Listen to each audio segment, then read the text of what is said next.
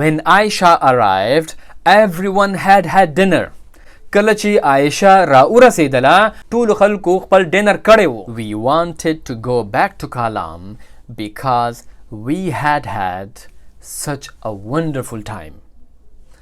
مونږه واپس کالام ته تلل غوښتل ځکه چې مونږ هلته کې ډېر زبردست وخت تېر کړی و. دا به یې په پښتو کې ترجمه شي. ما چیس کلی دی. I have had tea یا I have had juice. ما جوس کلی دی. کله چې مونږ سهار ناشته وکړو نو مونږ څه وایو چې ما ناشته کړې ده. مونږ دا نه وایو چې ما ناشته خوړلې ده. حالانکه زما مطلب د دې خبرې دا وي چې ما ناشته خوړلې ده. ما سهار ناشته په 8 بجې باندې کړې ده او سم ټیټه ناشته مې کړې ده. مطلب 2 پراټې مې خوړلې دي او 2 انډې مې خوړلې دي او خو یو غټ کپ چای مې پسې څښلی دی او بسم الله الرحمن الرحیم. السلام علیکم ملګرو. امید دی چې تاسو ټول بخیر. مونږه د انګلیش ګرامر یو ډیر اهم ټاپک شروع کړی دی. has had have had او دا had په باره کې. د دې نه مخکې پارټ 1 مونږه الریډي کړی دی. په پارټ 1 کې مونږه د has have او د had په باره کې تفصیلي خبرې کړې دي. که چا تر اوسه پورې پارټ 1 نه یې کتلی نو مهرباني وکړئ اول پارټ 1 وګورئ او بیا دا لیسن وګورئ. صحیح ده. نننی لیسن زمونږه دی پارټ نمبر 2 او په دې کې به مونږه د has had have had او د had په باره کې خبرې اترې کوو. صحیح ده. د لیسن شروع کېدو نه مخکې لایک او شیر د نه هېر نشي او ټول زمونږ د یوټیوب چینل خامخا سبسکرایب کړئ. ښه نو راځو خپل لیسن له. اول تاسو خپل ذهن لږ تازه کړئ چې په تیر لیسن کې مونږ څه ویلي وو. په تیر لیسن کې مونږه د has have او had دا درې ونه ټکي استعمال کړي وو as auxiliary verbs یعنی helping verbs او بیا په آخر کې مونږه د has have او had as a main verbs هم استعمال کړي وو.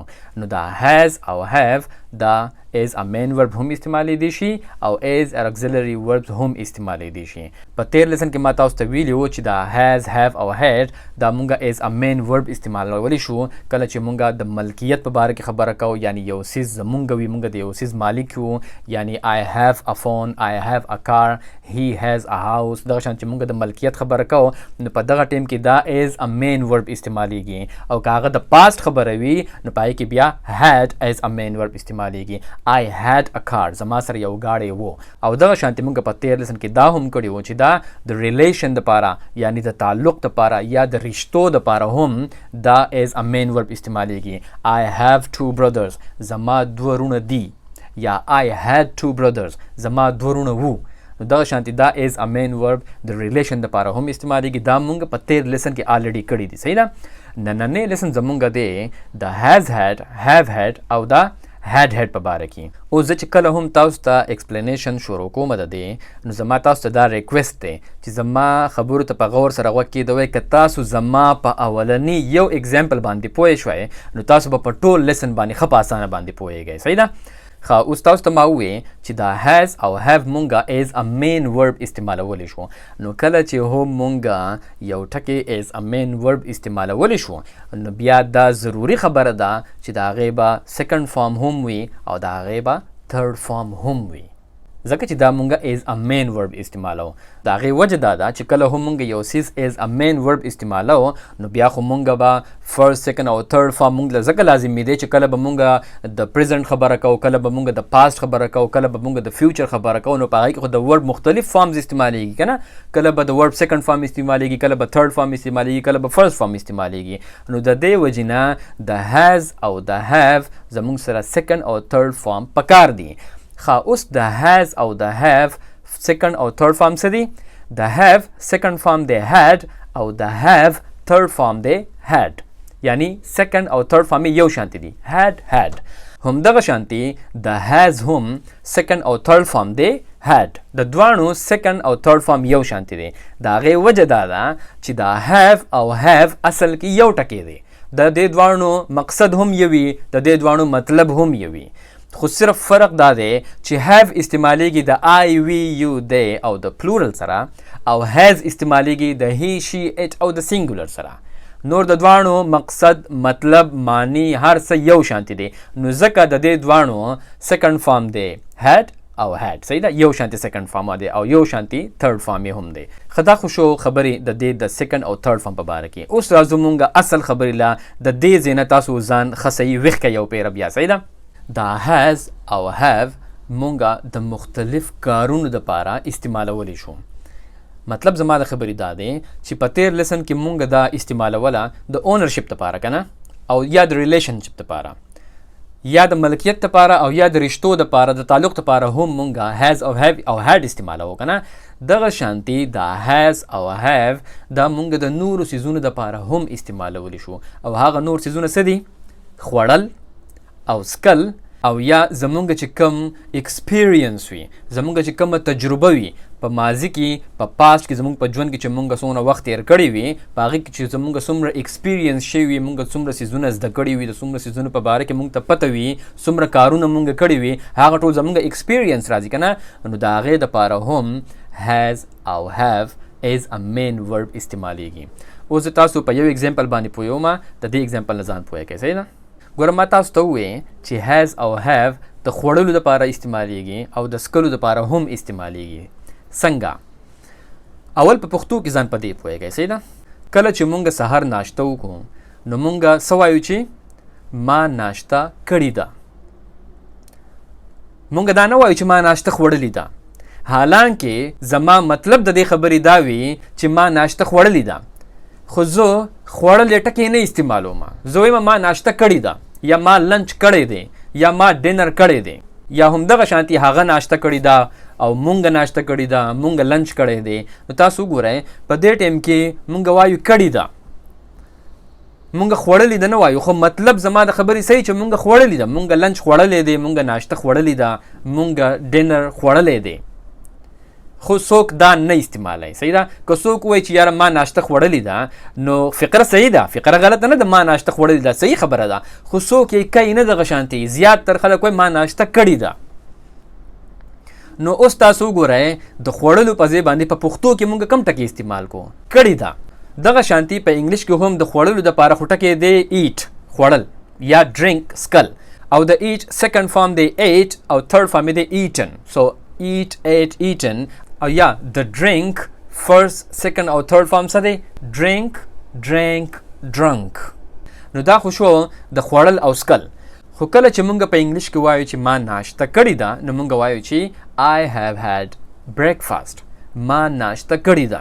اوس تاسو په دې فقرې باندې غور وکړئ. I have had breakfast په دې کې ما د خوړلو ذکر نه دی کړی، ما پکې دا نه دی ویلی چې I have eaten breakfast، حالانکې زما د خبرې مطلب هم دغه دی I have eaten breakfast.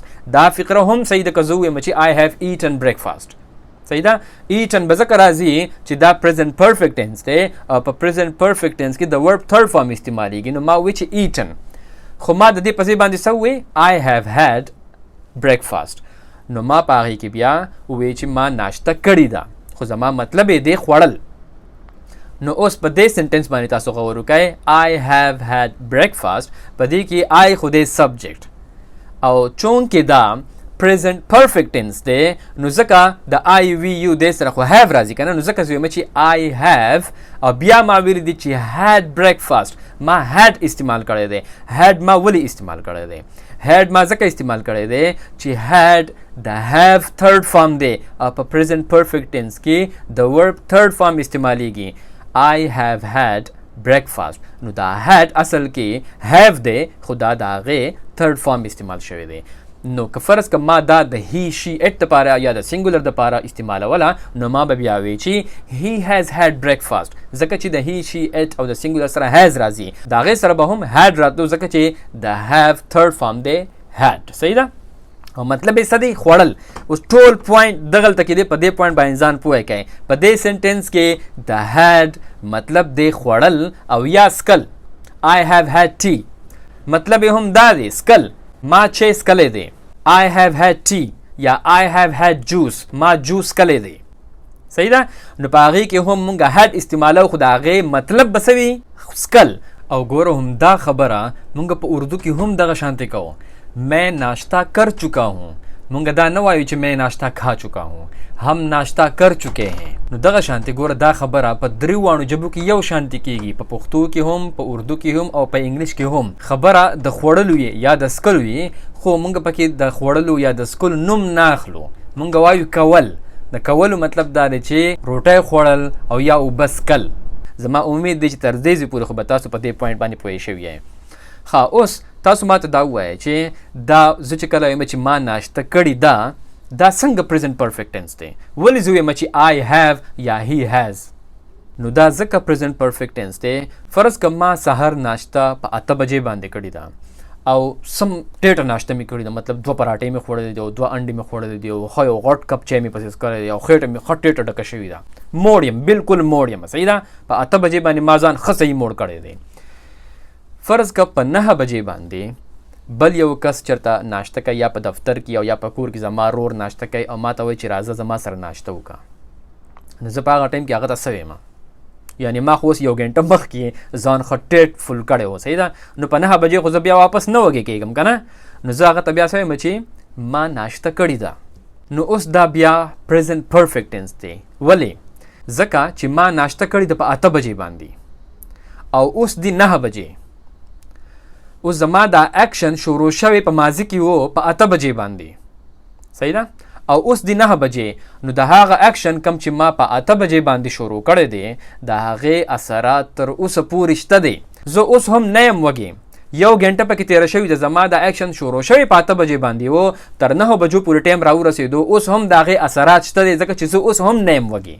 نو دا پریزنټ پرفیکټ ټینس دی. ځکه چې پریزنټ پرفیکټ ټینس هغه ټینس ته ویل کېږي، موږ په تیر لیسن کې هم دا کړي وو چې یو اکشن په ماضي کې شروع شوی وي او تر د موجوده وخته پورې د هغې اثرات وي یا د دې خبرې امکان وي چې هغه خبره اوس هم رښتیا ده. نو دغه شانتي د هغې ناشتې اثر تر اوسه پورې په ما باندې شته دی. نو ځکه دا پریزنټ پرفیکټ ټینس دی. نو ځکه زه وایم چې I have had breakfast. نو اوس په دې سنټنس کې دا یو have دا کم چې د I نه پس راغلی دی هغه خو دی auxiliary verb او دا had دی main verb.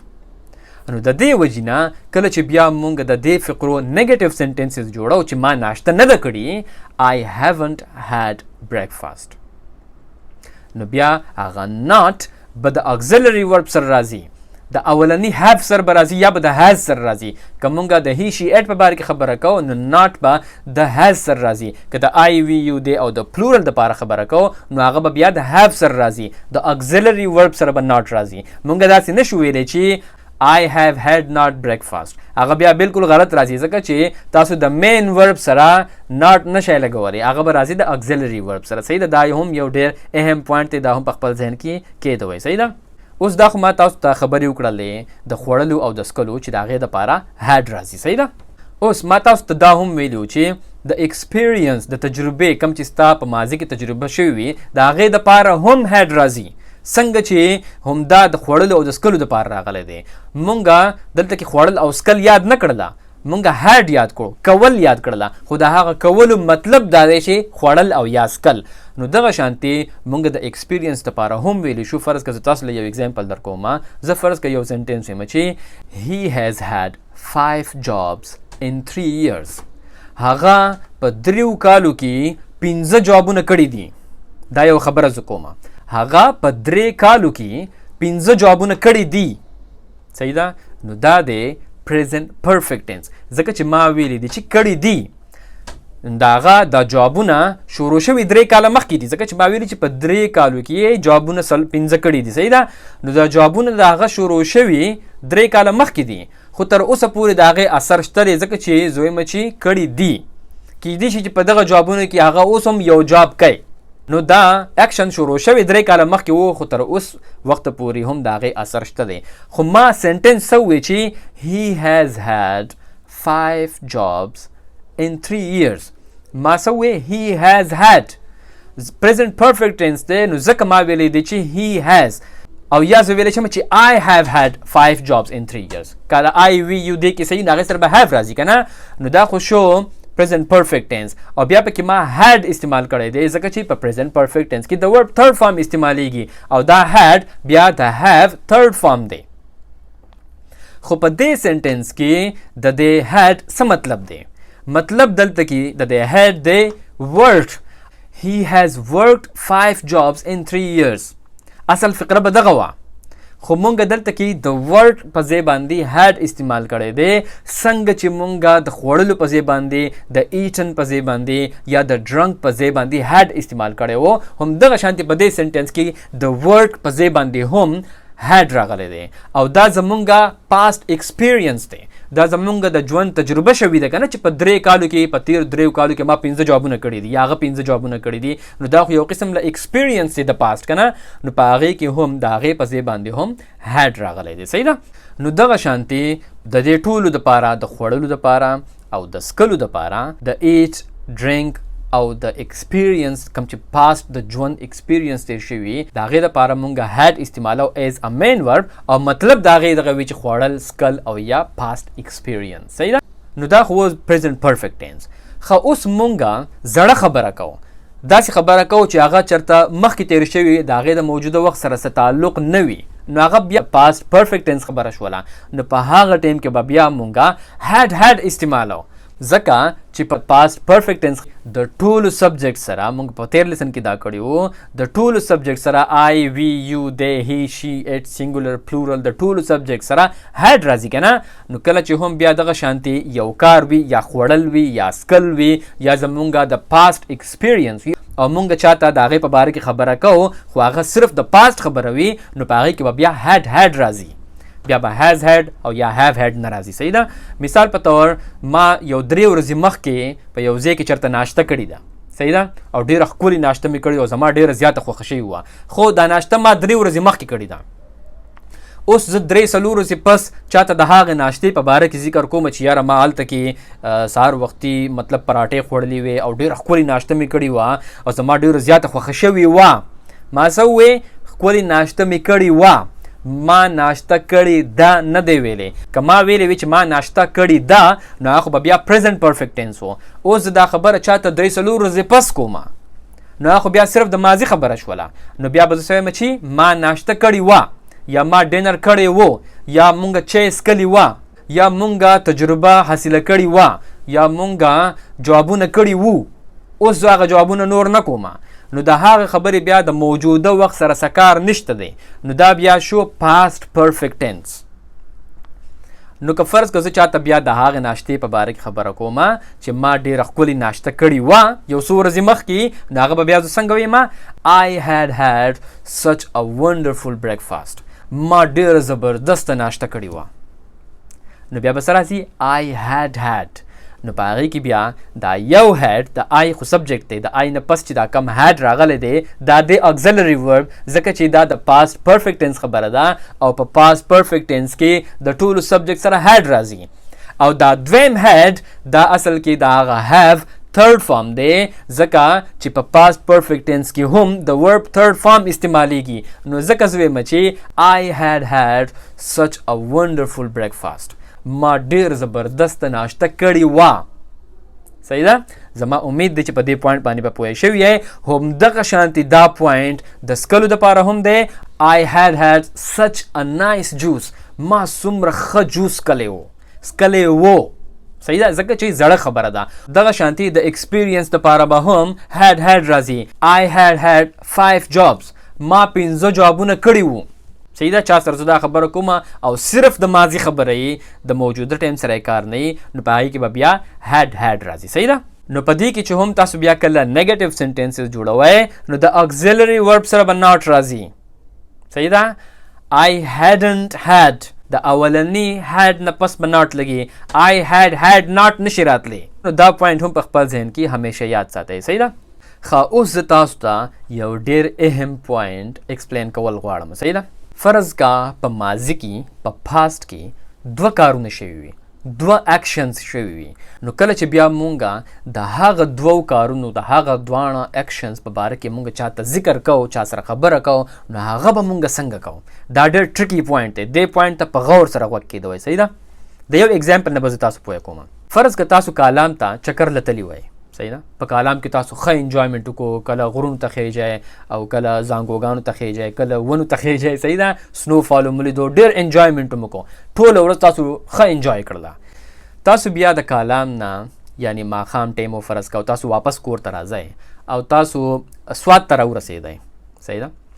سوات ته چې کله تاسو راورسېدئ هلته کې ستاسو بیا زړه وشو چې یاره ډېر خوند یې کړی و په دې کالام کې ډېر خوند یې وکړو زه چې واپس لاړ شو ستاسو زړه وشو چې مونږ واپس لاړ شو خو تاسو واپس لاړ نه شئ او تاسو خپلو کورونو ته واپس راشئ خپل کلي ته واپس راشئ اوس تاسو چې کله کلي ته رارسېدلي یئ نو د دې نه مخکې تاسو 2 اکشنز کړي دي 2 کارونه کړي دي یو کار تاسو کړی دی چې تاسو په کالام کې ډېر انجوایمنټ کړی دی او مزې هم کړي دي په کالام کې چکر هم لګولی دي صحیح ده او دویم اکشن تاسو دا کړی دی چې کله تاسو سوات ته راورسېدئ نو هلته کې ستاسو زړه شوی و چې تاسو کالام ته واپس لاړ شئ تاسو غوښتل هلته کې چې تاسو کالام ته واپس لاړ شئ دا ستاسو دویم اکشن و نو دا 2 اکشنز شوي دي نو اوس چې تاسو کله چاته دا خبره کوئ مونږ کالام ته واپس تلل غوښتله ځکه چې مونږ هلته کې ډېر انجوایمنټ کړی و تاسو به داسې وایئ که نه په انګلیش کې به تاسو دا فقره داسې وایئ چې we wanted to go back to Kalam because we had such a wonderful time